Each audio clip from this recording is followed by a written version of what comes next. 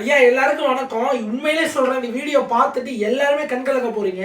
காதல் காதல் நினைக்கிறீங்களா, அந்த கருமம் வேணாம் நினைக்கிறவங்க இந்த வீடியோ முழுசா பாருங்க. இந்த மாதிரி ஒரு சம்பவம் இந்த இந்தியாவில் நடந்ததே கிடையாது. இதுதான் முதல் முறை நான் நினைக்கிறேன்.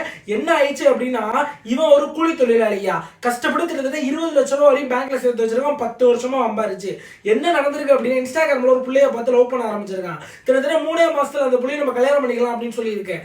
இவனும் அந்த பிள்ளைய நம்பிட்டு சரி ஓகே நம்ம சம்பாரிச்ச பணத்தெல்லாம் வச்சு எடுத்துட்டு போய் வெளியூர்ல போய் தனியா வாழலாம் அப்படின்னு அந்த புள்ள கன்வின்ஸ் பண்ணிருக்கு இவனும் அந்த பணத்தெல்லாம் எடுத்துட்டு வெளியே போனப்ப என்ன நடந்திருக்கு அப்படின்னா, பணத்தெல்லாம் நீ வந்து நம்ம ரொக்கமா நீ பேங்க்ல வச்சிருக்க, அதெல்லாம் எடுத்துட்டு நம்ம வெளியூர் போ, அதை உதவும், நம்ம போய் பேங்க்லாம் போய் மாத்திட்டு இருக்க முடியாது அப்படின்னு அந்த புள்ள சொல்லியிருக்கேன்.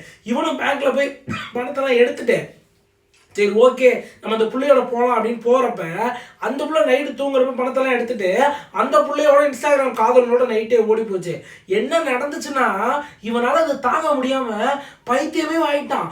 ரோட்ல அந்த புள்ள போட்டோ வச்சுக்கிட்டு அழுதுகிட்டு ரோட்ல சாப்பாடாம தண்ணி குடிக்காம அப்படியே இன்ன வரையும் தெரிஞ்சுக்கிட்டு இருக்கான். நிறைய பேர் என்ன சொல்றாங்க, அவன் நிறைய இறந்துருப்பான், அவன் எங்க இருக்கான்னு தெரியலையா, அவனோட உறவினர்கள்லாம் இன்னும் தேடிட்டு இருக்காங்களாம்.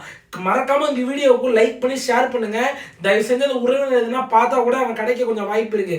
அது மட்டும் இல்லாம தயவு செஞ்சு இந்த காதல் கருமத்தை நம்பாதீங்க. ஆன்லைன் காதலை நம்பாதீங்க. நேரில் பார்த்து லவ் பண்றீங்கன்னா அது வேற விஷயம். ஆன்லைன் காதலை யாரும் நம்பாதீங்க. வணக்கம்.